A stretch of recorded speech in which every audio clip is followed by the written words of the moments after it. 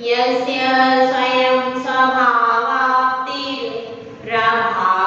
प्रश्ननिकर्मणः तस्मै संज्ञानिरूपाय नमोस्तु परमात्मने। नमोस्तु परमात्मने। पंच परमेश्वरी भगवान की 1008 श्री शांतिनाथ भगवान की परम पूज्य आचार्य श्री आदि सागर महाराज की, आचार्य श्री महावीर कीर्ति महाराज की, आचार्य श्री विमल सागर महाराज की, आचार्य श्री तपस्वी सम्राट सन्मति सागर महाराज की, आचार्य गुरु सुंदर सागर महाराज की, अहिंसामय विश्व धर्म की, दिनवाणी माता की, परम पूज्य हरिका सुनैवती माता जी की, हरिका संग की जय। संबंध का अपना महत्व है। संसार में अगर किसी चीज का महत्व है तो वह है संबंध का। अगर संबंध नहीं हो तो संसार हो सकता है क्या? संसार बस सकता है? बिना संबंध के संसार कभी भी बस नहीं सकता। जब संसार होगा तो उसमें कोई ना कोई संबंध बनेगा ही बनेगा। जैसे शरीर का आत्मा के साथ संबंध होगा, फिर उसके साथ में और भी चीजें जुड़ जाती हैं, जैसे कि धन है, मित्र है, पुत्र है, और भी कई कई प्रकार के लोग जुड़ते जाते हैं और संबंध जुड़ता जाता है। तो इसी प्रकार से संसार में संबंधों की अवधारणा चलती है, लेकिन मोक्ष में पर के संबंध की अवधारणा नहीं चलती। जहाँ पर संबंध को समाप्त किया जाता है उसका नाम है मोक्ष। हम अब तक क्या समझ रहे हैं कि संबंधों की ही डोर से बंधे रहते हैं प्रतिपल, है कि नहीं?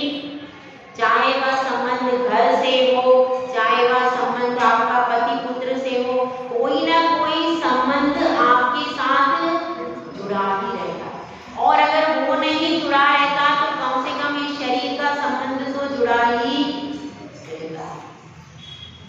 तो इस प्रकार से संबंधों की इस अवधारणा में एक संबंध अच्छा है और एक संबंध बुरा है। अब इस प्रश्न कुमार के मन में यही प्रश्न उपस्थित हुआ है और वह गुरुदेव के चरणों में आकर के प्रश्न को पूछता है कि हे गुरुदेव, आपने कहा है ध्यान और वेद सब कुछ आत्मा में घटित हो जाते हैं, तो जो मुनि है वह परिचय और उपसर्ग को सहन करते हुए भी नहीं करता, अपनी आत्मा में ही लीन है। तो इस बारे में संबंध किसका किससे रहा? क्योंकि आत्मा में वह लीन रहे, शरीर तो साथ में है ना, है कि नहीं? है तो सही, भले ही उपयोग नहीं लगा रहे पर साथ में तो है। तो कह रहे, तो वह प्रश्न कुमार पूछता है कि ध्यान की अवस्था में आत्मा का किससे क्या संबंध होता है? किस अवस्था में? संसार की अवस्था में तो सब लोग आप जानते ही हो, पिता पुत्र का संबंध है, पति का। संसार की अवस्था की बात नहीं चल रही। जब आत्मा ध्यानस्थ हो गई, क्योंकि अभी पिछली बार योगी की चर्चा चली थी ना, योगी ध्यान कैसे करते हैं, तो जब योगी ध्यान कर रहे हैं उस समय उनका कैसे संबंध होता है, किस वस्तु से संबंध होता है? तो इसमें गुरुदेव उत्तर दे रहे हैं। कटस्य कर्तामिति संबंधा स्यात् द्योर्द्योः ध्यानं ध्येयं यदात्मेव संबंधः कीदृशं तदा। इसमें कहा गया है कटस्य कर्तामिति संबंधा। कटः यानी चटाई, कट किसको कहेंगे? एक कटक नाम का क्या है स्थान, है कि नहीं? मगर कटक किसको कहा है? इसमें का अर्थ होता है चटाई। संस्कृत में कट किसको कहेंगे? चटाई। तो कट का और कटस से करता, करता यानी चटाई को बनाने वाला, एक चटाई है और एक चटाई को बनाने वाला।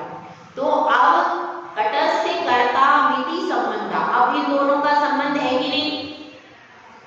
क्या चटाई बनाने वाले के बिना चटाई बन जाएगी क्या? बनेगी क्या? नहीं बन पाएगी। चटाई को कोई ना कोई बनाएगा, क्योंकि चटाई कैसा आइटम है? कृत्रिम आइटम है। चटाई कैसा आइटम है? कृत्रिम है। कुछ चीजें तो अकृत्रिम है जिनको किसी ने कभी बनाया। कौन सी चीजें भैया अकृत्रिम? कोई बता सकता है? बताओ भाई। हाँ भी बराबर। अकृत्रिम चीजें कौन सी है? अकृत्रिम चैत्यालय है और नंदीश्वर आदि, सबके जितने भी चीजों जहां पर भी अकृत्रिम चैत्यालय यानी देव के भवनों में, भवनवासी नंतर ज्योतिष वैमानिक, इनमें भवनों में और विमानों में जितने भी चैत्यालय हैं वो किसी ने बनाए? सब अकृत्रिम चैत्यालय है। और तो ये सब चीजें, सुमेरु पर्वत है, सुमेरु पर्वत की भी रचना किसने की? किसी ने नहीं की। 3 लोग की रचना करने वाला कौन है? कोई भी नहीं है। 6 द्रव्यों को बनाने वाला कौन है? कोई भी नहीं है। अनादिकाल से ये सब चीज है। और हमारी आत्मा को बनाने वाला कौन है? कौन है भैया? कौन है? कोई है? आत्मा को किसने बनाया? संदेश भैया, आत्मा को किसने बनाया?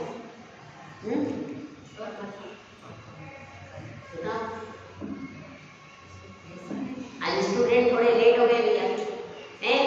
बताओ आत्मा को किसने बनाया?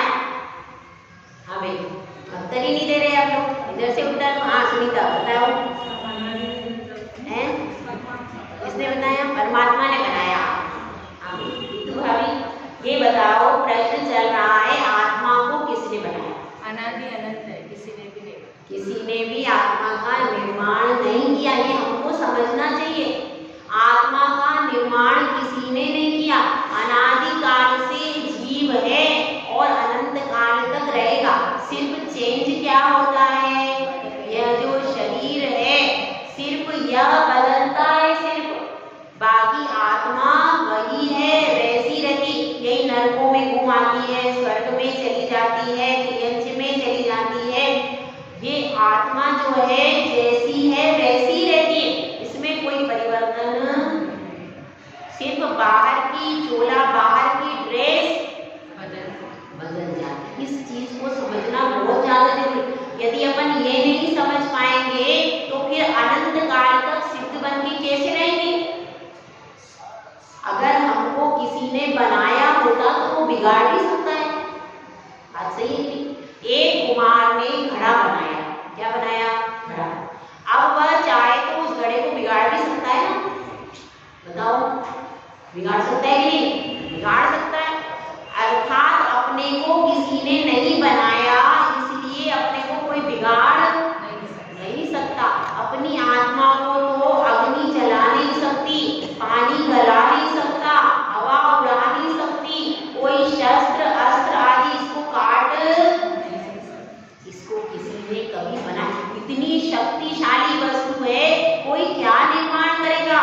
ये तो जगती में अनादिकाल से है और अनंत काल तक रहेगी। अपनी शक्ति को इसलिए पहचानो। हमको किसी परमात्मा ने नहीं बनाया। जो ऐसा कहते हैं वो बहुत बड़े भ्रम में हैं। तो उस भ्रम को तोड़ने की आवश्यकता है। हम तो आत्मा अनादि निधन है। यह भी जिन दर्शन का ही सिद्धांत है कि आत्मा अनादिकाल से है। कहीं कहते हैं किसी ने बनाया, भगवान ने बना दिया, प्राण फूंक दिए। यहाँ पर ऐसी कोई व्यवस्था, सब अपने अपने बल पर जीते, कोई दूसरा नहीं कुछ कर देता। ठीक है, तो यह व्यवस्था आत्मा की अनादि निधन है और अनंत काल तक आत्मा इस रूप में रहती है। परिवर्तन किसमें होता है? जो माता पिता जैसे मिलते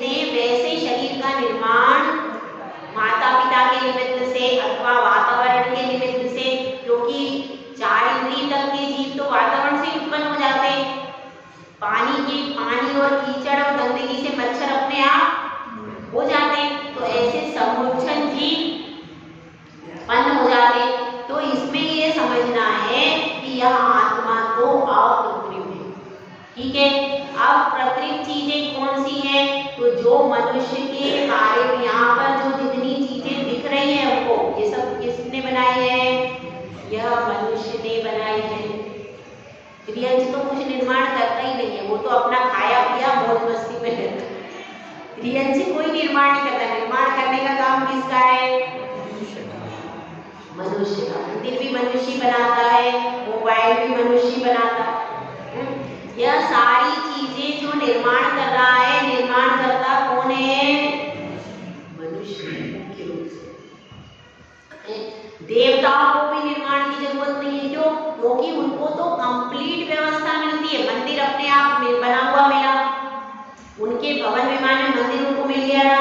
उनको सारी रत्नों की दीवारें मिली, कल्पवृक्ष से जैसा चाहो वैसा मकान बनाओ, जो चाहे सो कर लो। तो उनको भी बहुत ज्यादा कंस्ट्रक्शन बनाने की जरूरत नहीं रहती। सबसे ज्यादा मगजमारी कौन करता है? मनुष्य। इसका काम है ये तरह तरह की चीजें बना लेता है। तो अब अपनी बात चल रही है आत्मा, अपनी कृत्रिम और अकृत्रिम की चर्चा चल रही है। कृत्रिम वस्तुओं को अभी चटाई और चटाई बनाने वाला, दो बातें चल रही थी। चटाई और चटाई बनाने वाला दोनों का परस्पर में संबंध होता है, तब जाकर के चटाई बनती है। इसके बिना बन जाएगी। कुम्हार और घड़े का परस्पर में, मिट्टी और कुम्हार का परस्पर में संबंध होता है, तब जाकर के वह घड़ा बनके तैयार होता है। तो इसमें यही कह रहे हैं, कटस्य कर्ता मिति संबंधा। यदि मैं ऐसा कहूं कि कट यानी चटाई और चटाई बनाने वाला, इन दो चीजों का संबंध है, तो स्याद द्योर द्योर, मतलब कथनचित संबंध है। वह कथनचित संबंध कौन सा है? आगम में 3 प्रकार के संबंध बताए गए। पहला संबंध है संयोग संबंध। संयोग संबंध मतलब जो वस्तुएं हमको अपने चर्म चक्षुओं से स्पष्ट बाहर दिखाई दे रही हैं, उनके साथ में जीव और अजीव द्रव्य का जो संबंध हो जाता है, उसको क्या कहते हैं? संयोग संबंध। जैसे ये मोबाइल है, ये क्या है? माइक है, ये क्या है? जी है। ये सब चीजें पर भूतगल है कि नहीं? इनका, लेकिन इनका हमारे साथ में संबंध है कि नहीं? है।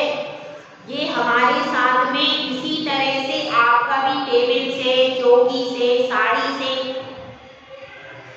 से संबंध है, गहनों से संबंध है, बिंदी से संबंध है। ये सब चीजों से भी आपका संबंध है। तो आपके शरीर पर है कि नहीं ये सब चीजें? हैं। पूजा की थाली से, ये सब कौन से संबंध है? ये सब संयोग संबंध। तो इसमें शुभ भी होते हैं और अशुभ भी होते हैं। शुभ कौन से होते हैं? जैसे आपकी पूजा की थाली है, भगवान पंच परमेश्वरी का संबंध कौन सा है? संयोग संबंध। शुभ संयोग है वो अपने लिए। भगवान का कैसा है? शुभ संयोग है। गुरु का कैसा है? ये सब शुभ संयोग है।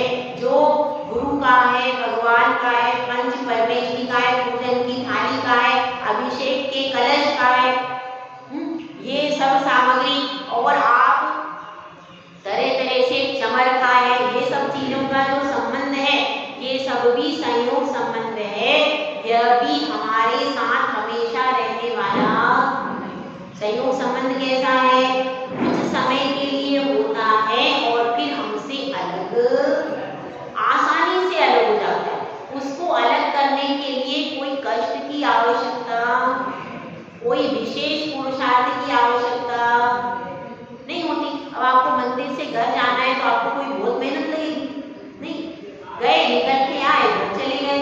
घर से आना है, तुरंत आ गए, भगवान को नमस्कार किया, हो गए। तो संयोग संबंध जो प्रत्यक्ष ही अपने चर्म चक्षुओं से अलग अलग दिखाई देना। इसमें जो उदाहरण आया है, कटस्य कर्ता मिति संबंध, चटाई और चटाई बनाने वाला कर्ता, ये दोनों का क्या संबंध है? संयोग संबंध। और जीव का जीव के साथ भी होता है, जीव का अजीव के साथ में भी होता है। जैसे कि भगवान और भक्त का संबंध, भगवान अलग है और भक्त अलग है, फिर भी संबंध तो है। पिता पुत्र आदि का संबंध, गुरु शिष्य आदि का संबंध, ये जो जीव का जीव के साथ भी संबंध है तो वो क्या कहलाएगा? संयोग संबंध। ठीक है, तो यह संबंध है। अब इसमें दो मतलब दो व्यक्तियां, दो वस्तु होते हैं, इसमें एक वस्तु नहीं होती और स्पष्ट ही दो वस्तुएं दिखती हैं। आराम से आप पहचान सकते हो कि इनसे मेरा संयोग संबंध है। पहचान सकते हो कि पहचान सकते हो, आराम से जान सकते हो। तो ये सब क्या कहलाते हैं? संयोग संबंध। दूसरी चीज क्या है? अब दूसरे प्रकार का संबंध होता है संश्लेष संबंध। संश्लेष नहीं, संश्लेष संबंध। सुना है आपने? सुना। संश्लेष संबंध मतलब क्या होता है? जो वस्तु एक ही दिखाई दे रही है, बाहर से कैसी दिख रही है? एक दिख रही, दो नहीं दिख रही। एक वस्तु दिखाई दे रही है लेकिन है अलग अलग। अपन गणना करेंगे, जैसे आप यहाँ बैठे हो, हाँ लक्ष्मी, आप यहाँ बैठे हो तो कोई आएगा तो कौन बैठा था वहां पर? लक्ष्मी जी बैठी थी। अलग से आपको कहा, अब आप ये नहीं कहे आप लक्ष्मी जी का शरीर बैठा था, लक्ष्मी जी की आत्मा बैठी थी, लक्ष्मी जी के कर्म बैठे, ऐसे कहेंगे क्या? क्यों?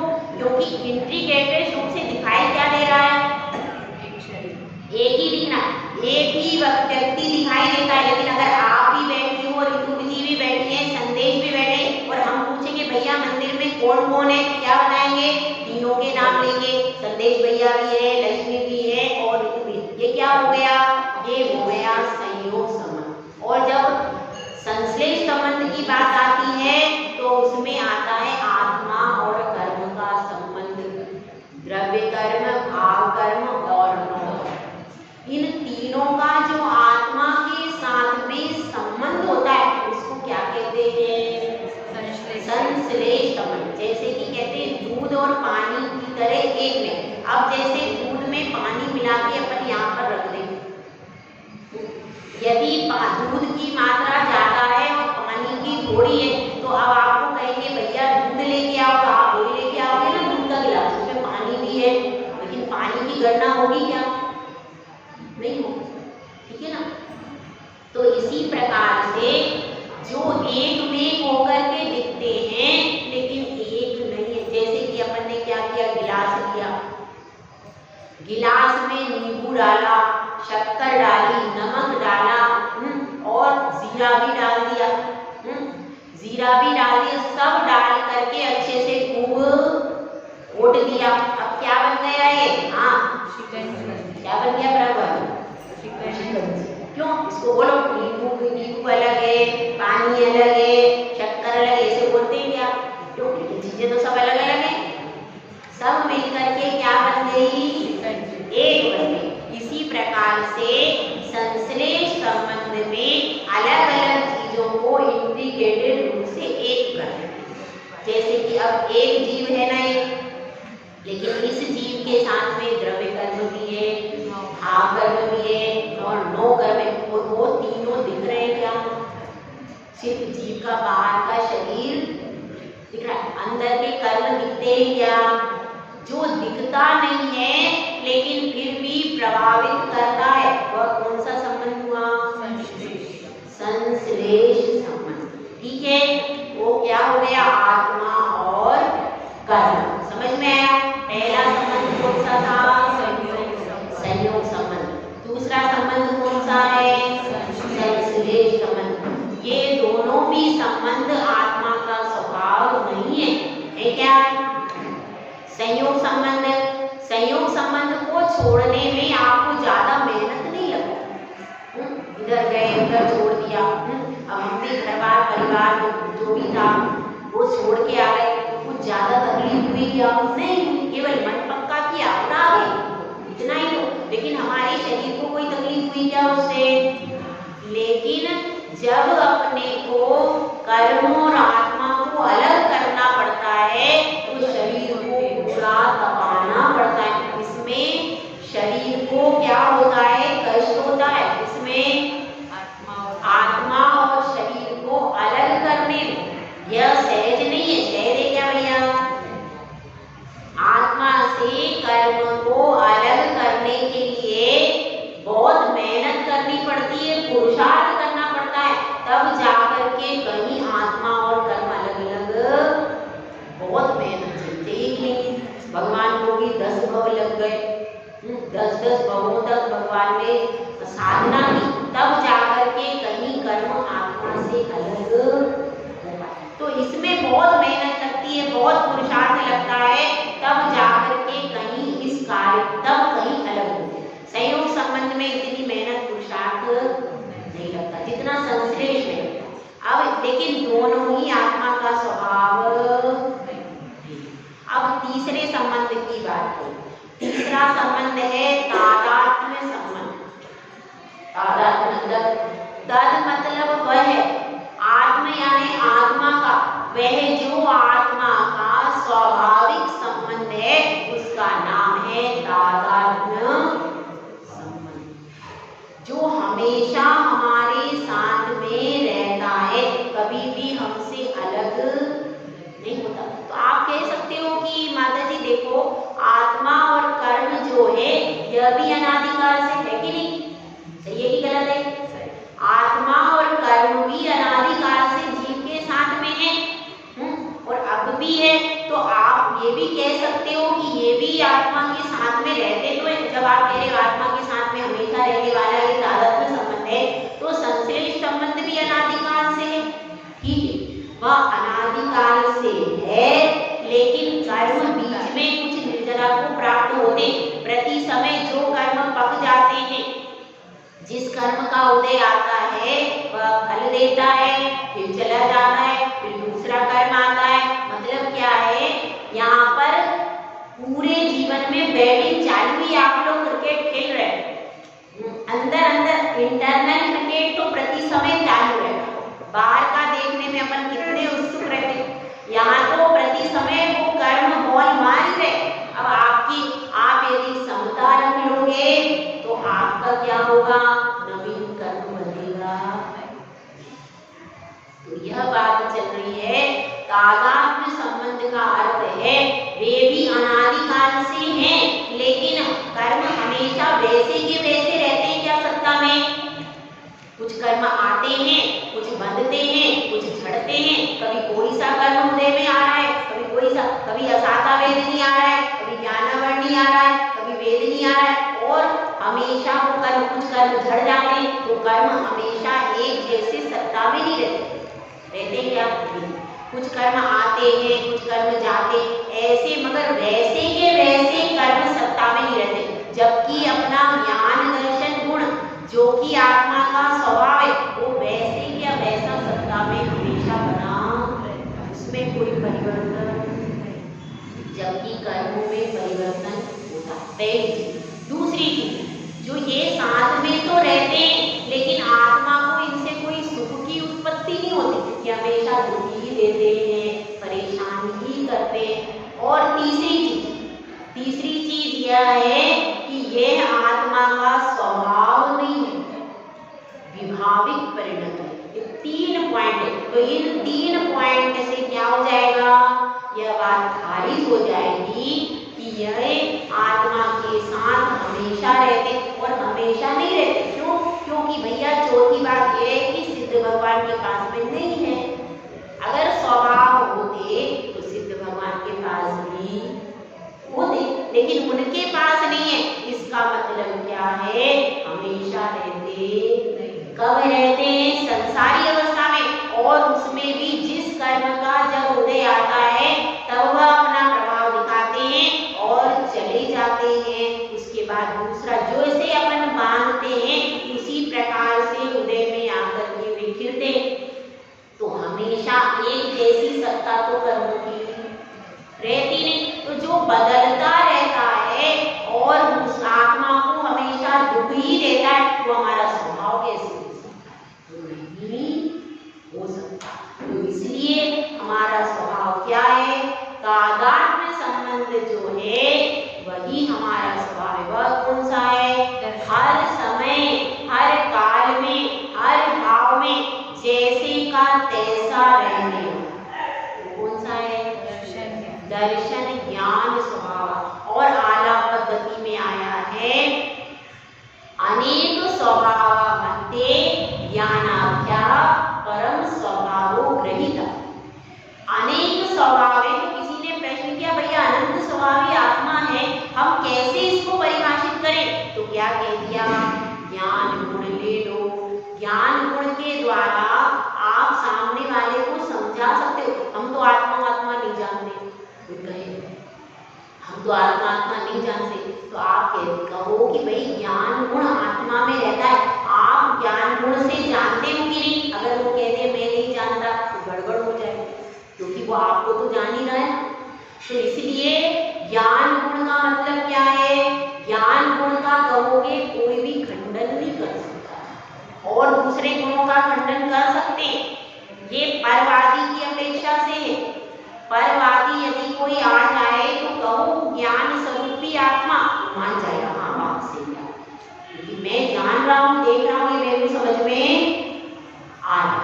इसलिए कह दिया कि ज्ञान स्वभावी आत्मा है, और इसमें इसी प्रकार से जैसे आपको ज्ञान मिला ऐसे ही अनंत गुण इसके अंदर है, और वे सब गुण हमारा स्वभाव है।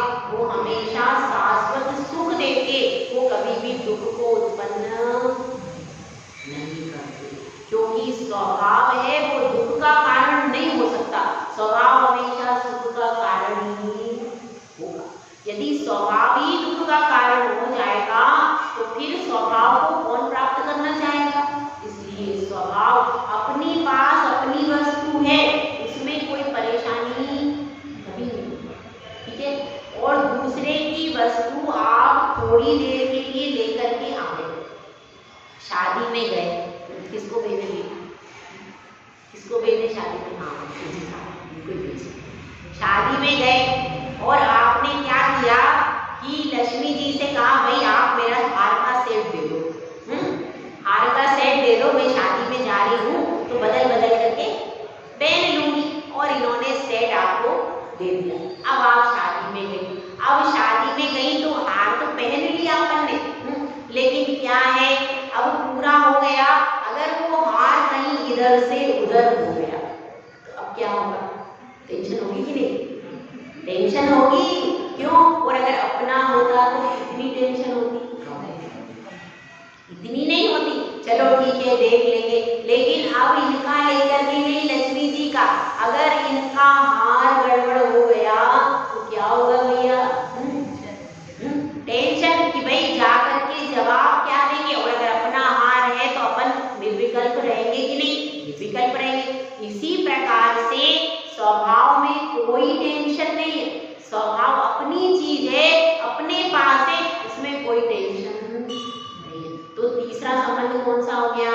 तादात्म्य संबंध। इस प्रकार से ये तीन संबंध होते हैं। तो जिसमें से अपने पास कौन कौन से संबंध है? हाँ बताइए।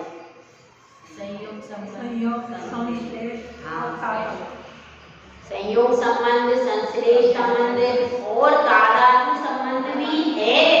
सत्ता में तो है, प्रकट नहीं किया है। मति ज्ञान शुद्ध ज्ञान रूप वैभाविक रूप से है, लेकिन स्वाभाविक रूप से अभी प्रकट सत्ता में तो है। पानी तो नीचे है, अभी खोदना बाकी है। कब खोदोगे? खोदना बाकी है, अभी पानी नीचे है, लेकिन हमें श्रद्धान तो हो कि पानी हमारे पास है, तब तो खोदेंगे। जब पता ही नहीं है तो क्या खोदेंगे? बिना बता के खोद सकते हैं क्या? नहीं। इसलिए कह रहे हैं कि पानी नीचे है। यह कौन सा संबंध है? यहाँ बताओ, तीनों में से कौन सा संबंध? तादात्म्य संबंध है कि पानी नीचे है, ठीक है। और जो कुदाली लेकर के खोद रहा है उसका कौन सा संबंध हुआ? संयोग संबंध। संश्लेष संबंध तो आत्मा और कर्मों का होगा भैया। वह बाहर से संयोग बाहर से दिख रहा है, वह तो कौन सा है? संयोग संबंध, और आत्मा और कर्मों का कैसा बनेगा? संश्लेष संबंध। तो इस तरह से ये तीनों संबंध है। जो इन तीनों को समझ लेता है वह सोचता है इन तीनों संबंधों में दोनों संबंध है। कौन से? संयोग और संश्लेष। तो उसमें भी थोड़े कथनचित उपादेय। कौन सा संयोग? जो शुभ संयोग है वह कथनचित उपादेय होते। कौन सा? भगवान का, गुरु का, पंच परमेष्टि का, जिनवाणी का, ये सब उपादेय होते।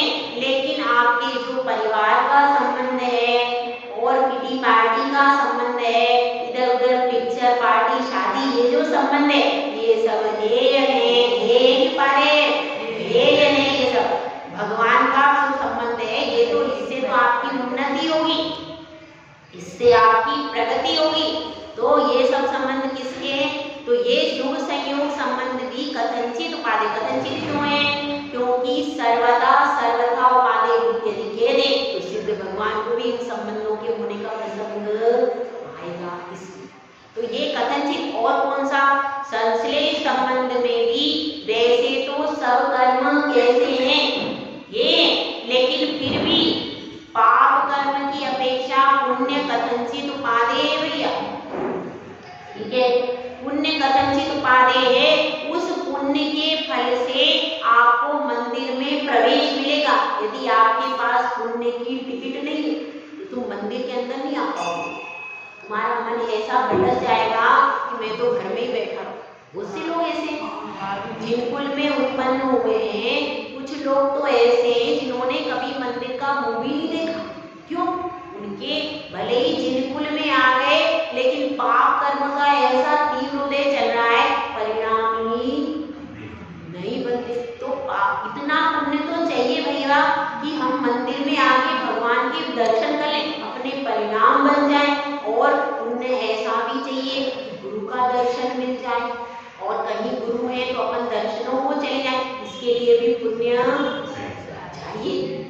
जिनवाणी को पढ़ने के लिए भी पुण्य चाहिए और समझने के लिए भी पुण्य चाहिए। पढ़ तो अपन ने लिया, समझ में कुछ नहीं आ रहा तो तुम्हारा क्षयोक्षम नहीं होगा, तो तुम्हारे को पढ़ समझ में नहीं आएगा। इसलिए ये सब भी पुण्य आपके खाते में होना चाहिए, तब जाकर के अपन जिनवाणी सुनो। और जिनवाणी सुनना भी बहुत दुर्लभ चीज है, एक सरल चीज नहीं है।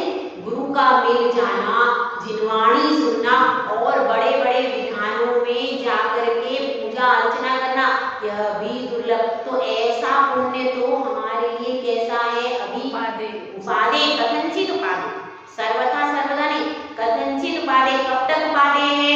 पुण्य फला अर्हंता। पुण्य के फल, जब तक हमें अनंत पद की प्राप्ति नहीं होती तब तक पुण्य चाहिए। दीक्षा के लिए भी पुण्य चाहिए। अगर पाप कर्म तीव्र उदय चल रहा है, अगर आपने नरक गति का बंद कर लिया तो आपके दिव्यंश गति का बंद, अशुभ गति का यदि बंद हो जाएगा, अशुभ आएगा, तो दीक्षा लेने के भाव ही नहीं बनते। ऐसा आता है, श्रेणिक राजा कहता है महावीर भगवान से कि भगवान मेरे तो भाव ही नहीं बन रहे, सब लोगों ने आकर के दीक्षा ले ली, मेरे भाव क्यों नहीं बन रहे? तो भगवान के समोसरण में भगवानी कीर्ति है, तुम्हारे नरक आयुगा बंद हो गया, इसीलिए तुम्हारे अब दीक्षा लेने के भाव नहीं बनेंगे। ध्यान रखना, किसी कोटि आयुगा बंद हो इसके पहले दीक्षा ले लेना। अगर एक बार कोटि या गति कोटि आयु बन गई तो तुम्हारे को फिर दीक्षा के भाव नहीं बनेंगे।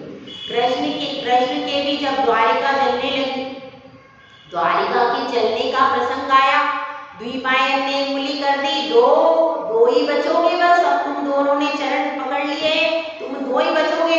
तो फिर अब क्या करें? अब घर पूरा खाली हो गया, सब जाकर के आटू पटरानी जा करके दीक्षा ले ली और दोनों वन में भटक रहे हैं।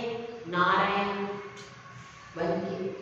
बन के कहा तो इतने 16,000 के स्वामी थे और आज वे वन में भटकते रहे।